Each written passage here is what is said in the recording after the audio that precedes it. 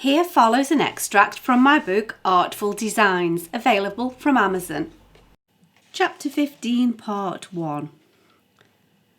The cakes for the end of the meeting were exceptional. It was Nicola's turn on the rota as tea hostess for Mossleigh WI, and she had excelled all previous records by decorating each cupcake with buttercream, piping each cake to look like a chrysanthemum. As the village florist, the floral theme was in character, and it seemed a shame to bite into the creation. Nevertheless, after only a brief struggle, everyone tucked in heartily. "These cakes are artistic wonders," said Kirsty. "How can buttercream be made to look so floral?" "Nicola assures me that they're really easy. You just need a specific piping nozzle," said Beth. "Well, I wouldn't dare to try it, no matter how marvellous the piping nozzle." "Kirsty, is Carlton especially busy at the moment? Do you think he could spare us some time to help out on a case?" asked Beth. "Is this another covert operation? Either way, I'm sure he'll squeeze you in somehow. I know he enjoys your little challenges." "I don't know that it needs to be secretive. I just think we need to get ahead with this case, and if Carlton can help us queue-jump in the tech department, who knows what we might find. I'll tell him to call you so that you can arrange a convenient time amongst yourselves." Beth was prevented from explaining further by Hyacinth joining them. "I really enjoyed your dinner party," Beth said. "It was a rare treat. Exquisite food, good friends, and congenial conversation. It was heavenly. I can't attempt to outdo your hospitality, but if you can cope with a less exalted menu, I'd like us to all to get together again.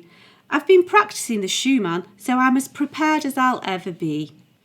"Don't be silly. It was a special occasion. Ordinarily, Conrad has to make do with cheese on toast or cottage pie. I agree that we should get together, though. However, in the meantime, I have another proposition that might interest you," said Hyacinth. "This sounds intriguing," said Beth.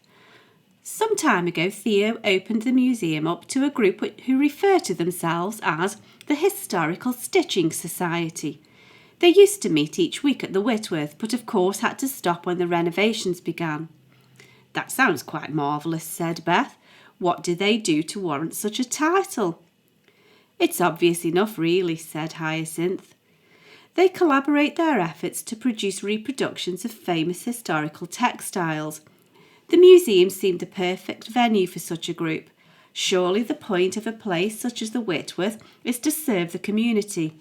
I believe they're currently working on recreating the William Morris acanthus pattern in a massive tapestry rug. You'd love it.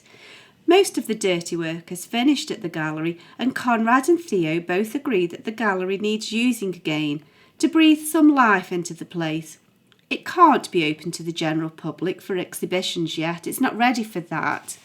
But certain rooms can be used, and we think that they should be as soon as possible." "I certainly hope that all of the dirty work is finished there," said Beth with meaning. "You're right. Some life does need injecting into the place. A bit of normality and business as usual would be good for everyone. Of course, you're also right in thinking that I'd be interested.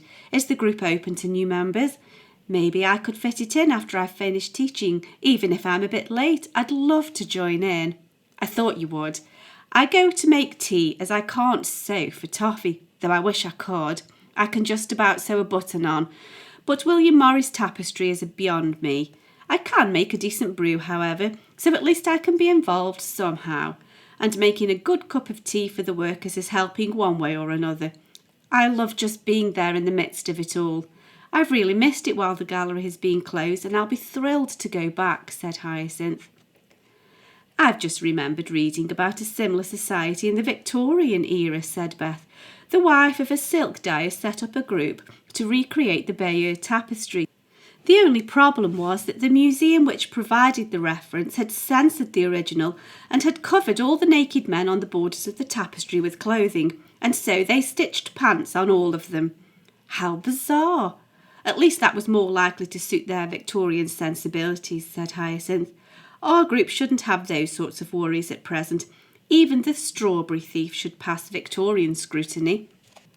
May called the meeting back to business, and so the ladies made their way back to their seats. Although there wasn't any pressing business, the croquet crown now being over for this year, there was always a significant pile of correspondence to get through. As Beth sat, her mind wandered from the various notices and the business in hand, and she mused over the prospect of visiting the Whitworth again. It was strange how history kept creeping into the topic of the gallery, and the whole seedy business of the missing constable, and now a gruesome death too. In an attempt to bring her attention back to the meeting in hand, she shrugged off further thought by acknowledging to herself that art history was inevitably a large part of any gallery or museum.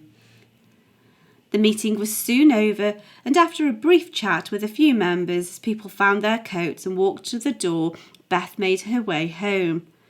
On entering the kitchen, she met her brother, Sergeant Maddox, and her husband deep in conversation. There was tea in the pot, and so, after hanging her coat on the back of the chair, she sat and joined them.